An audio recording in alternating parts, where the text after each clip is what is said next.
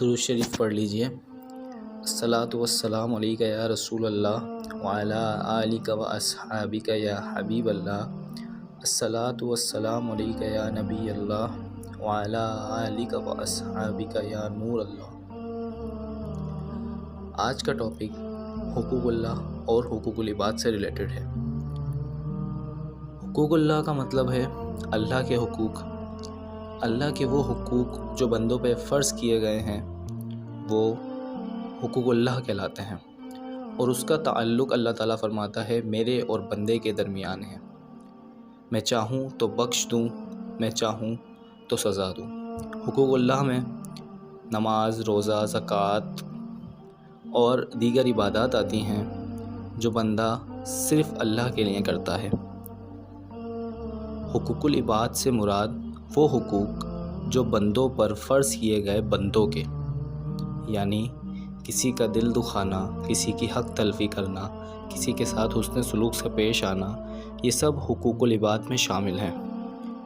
اب کئی لوگ ایسے ہیں جن کو حقوق اللہ اور حقوق العباد میں فرق نہیں پتہ۔ وہ سمجھتے ہیں کہ نماز، روزہ، زکوٰۃ یہ سب کر لو تو ہم جنت میں چلے جائیں گے یا ہمارا حساب آسان ہو جائے گا۔ اللہ غفور الرحیم ہے، وہ چاہے تو حساب نہ لے، لیکن اللہ تعالیٰ نے فرمایا ہے جو بندوں کے حقوق ہیں وہ بندے ہی معاف کریں گے۔ جب تک میرا بندہ اپنے حقوق معاف نہیں کر دیتا، جب تک میں بھی وہ معاف نہیں کروں گا۔ اگر ہم نے کسی کا دل دکھایا ہے اور ہم اللہ سے معافی مانگ رہے ہوں تو اللہ تعالیٰ معاف نہیں کرے گا جب تک ہم نے جس کا دل دکھایا ہے وہ ہمیں معاف نہ کر دے۔ اب ہم یہ کہہ رہے ہوتے ہیں ہمیں تو یاد بھی نہیں ہم نے کس کا دل دکھایا ہے، یا وہ بندہ کہاں ملے گا جس کا ہم نے دل دکھایا ہے، ہم اسے کیسے ڈھونڈیں۔ تو بھائی آپ لوگ اس طریقے سے زندگی گزاریں کہ کسی کی حق تلفی یا کسی کا دل نہ دکھے، کیونکہ بعد میں معافی مانگنا بہت مشکل ہو جاتا ہے۔ حقوق اللہ کے ساتھ ساتھ حقوق العباد کی ادائیگی در حقیقت راہ نجات ہے۔ اللہ عز و جل نے کئی مقامات پر حقوق العباد کی ادائیگی کا حکم فرمایا ہے۔ ایک جگہ فرمایا پارہ 15 سورہ بنی اسرائیل آیت نمبر 26 میں ترجمہ، اور رشتہ داروں کو ان کا حق دے اور مسکین اور مسافر۔ حقوق العباد ادا کرنا اللہ عز و جل کے نیک اور صالح بندوں کی صفت ہے۔ کامل مسلمان ہمیشہ دوسروں کے حقوق دبانے یا انہیں تلف کرنے سے بچتا ہے۔ تاجدار مدینہ صلی اللہ علیہ وآلہ وسلم کا فرمان ہے مسلمان کی سب چیزیں دوسرے مسلمان پر حرام ہے، اس کا مال، اس کی آبرو اور اس کا خون۔ اور ہم لوگ آج کل بالکل بھول بیٹھے ہیں۔ ہم ایک دوسرے کی چیزیں استعمال کر لیتے ہیں بنا اس کو بتائے، اور بعد میں بولتے ہیں کہ یہ تو ہمارا قلیگ ہے، ہمارا دوست ہے، ہم ساتھ پڑھتے ہیں، اس کی چیزیں ہماری چیزیں ہیں۔ لیکن آپ صلی اللہ علیہ وآلہ وسلم نے فرمایا کہ وہ اس سے بنا پوچھے لینا حرام ہے، مطلب اس کی چیز ہم پہ حرام ہے جب تک وہ ہمیں اجازت نہ دے۔ ہم دوسروں کی حق تلفی اس طریقے سے کرتے ہیں کہ دوستوں کو آپس میں بیٹھ کے مذاق اڑا رہے ہوتے ہیں اور بولتے ہیں مذاق ہے مذاق ہے، لیکن سامنے والے کے دل پر کیا گزر رہی ہوتی ہے اس کا احساس تک نہیں ہوتا۔ تو ڈریے اس وقت سے کہ جب وہ اللہ کی بارگاہ میں ہاتھ اٹھا کے رو دے، کیونکہ آپ کو نہیں معلوم کہ آپ کا ایک مذاق دوسرے کے دل پر کس قسم کے وار کرتا ہے۔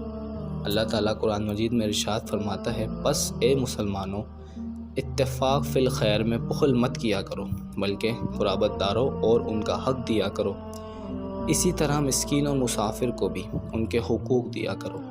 یہ ان لوگوں کے لیے بہتر ہے جو اللہ تعالیٰ کی رضا کے طالب ہیں، ایسے ہی لوگ فلاح پانے والے ہیں۔ سورہ روم آیت 38۔ ایک اور مقام پر ارشاد رب ذوالجلال ہے بے شک اللہ تعالیٰ اعتدال، احسان اور اہل قرابت کو دینے کا حکم دیتا ہے، کھلی برائی، متعلق برائی اور ظلم کرنے سے منع فرماتا۔ اللہ تعالیٰ تمہیں اس لیے نصیحت فرماتا ہے کہ تم نصیحت قبول کرو۔ سورہ نحل آیت نمبر 90۔ تو آپ لوگوں نے دیکھا کہ قرآن و حدیث میں بار بار حقوق العباد کی اہمیت کو واضح کیا گیا ہے۔ حضور صلی اللہ علیہ وآلہ وسلم نے فرمایا ایک مسلمان جب تک کامل مسلمان نہیں ہوگا جب تک وہ اپنے بھائی کے لیے وہی چیز پسند کرے جو اسے خود کو پسند ہو۔ لیکن آج کل ہم لوگ جو ہمیں پسند ہوتی ہے سب سے پہلے وہ سائڈ کرتے ہیں، اور جو دوسرے لوگ ہوتے ہیں ان کے لیے وہ چیز رکھتے ہیں جو ہمیں پسند نہیں ہوتی، جو ہم استعمال کرنا نہیں چاہتے۔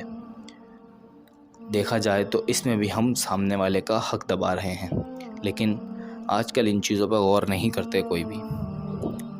قتل و غارت، ڈکیتی، لوٹ مار یہ اتنا عام ہو گیا ہے کہ لوگوں نے لگتا ہے آخرت کو بھلا ہی دیا ہے۔ آج کا مسلمان جی ایسے رہا ہے جیسے اسے مرنا ہی نہیں۔ تو پیارے دوستوں، اس چیز کا خاص خیال رکھیں کہ جہاں حقوق اللہ کو آپ اتنی اہمیت دیتے ہیں، حقوق العباد کو بھی اتنی ہی اہمیت دیں، کیونکہ بنا حقوق العباد پورے کیے بندہ جنت میں نہیں جائے گا۔ اسے ہر اس چیز کا حساب دینا ہے جو اس نے اس دنیا میں کیا، کیونکہ اللہ تعالیٰ بہت خوب حساب کرنے والا ہے۔ بے شک اللہ غفور الرحیم ہے، وہ چاہے تو معاف کرے، وہ چاہے تو سزا دے، لیکن بندوں کے حقوق کے متعلق اللہ نے فرمایا جب تک میرا بندہ میرے بندوں کے حقوق معاف نہیں کرے گا میں بھی معاف نہیں کروں گا۔ تو کسی کا دل دکھانے سے پرہیز کریں، اور مذاق میں بھی کسی کی دل آزاری نہ کریں۔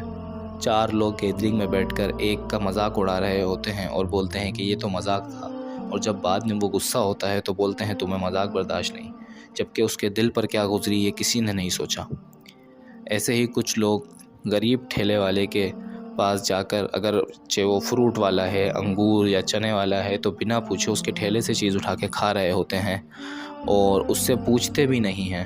وہ بیچارہ مروت میں کچھ نہیں بولتا، لیکن دل میں اس کے درد ہو رہا ہوتا ہے کہ میں حلال روزی کما رہا ہوں اور یہ چیزیں بیچ کے ہی میں پیسے کماؤں گا، اور یہ فری میں کھا رہے ہیں۔ چاہے آپ اس سے سامان لے رہے ہوں یا نہیں لے رہے ہوں، لیکن اس کے ٹھیلے سے کوئی چیز اٹھا کے نہ کھائیں، کیا پتہ قیامت کے دن اس کا کیا بدلہ آپ کو اسے دینا پڑے۔ تو بہتر یہی ہے کہ اپنے معاملات کو دنیا میں ہی نپٹائیں، اور ایک دوسرے سے معافی تلافی کرتے رہیں، اور زندگی اس طریقے سے گزاریں کہ آپ کو پتہ ہو کہ اگر میں نے یہ کیا ہے تو مجھے آخرت میں اس کا زیادہ جواب دینا پڑے گا، اور زندگی ایسے نہ گزاریں جیسے آپ کو مرنا ہی نہیں۔